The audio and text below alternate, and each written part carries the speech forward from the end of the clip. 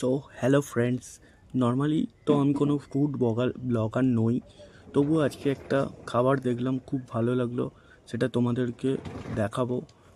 এই যে খাবারটা দেখতে পাচ্ছ, তোমরা বলতে পারবে এটা কি? হোয়াট? এটা কি?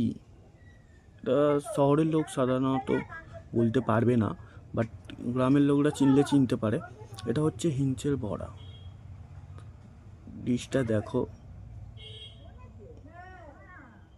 এর মধ্যে এটা এত বেশি ক্রিস্পি ক্রাঞ্চি আর এত টেস্টি যে কি বলবো, মানে জাস্ট অসাধারণ। একটা আমি ভেঙে দেখাচ্ছি তোমাদেরকে, দেখো ব্যাপারটা ভালো করে।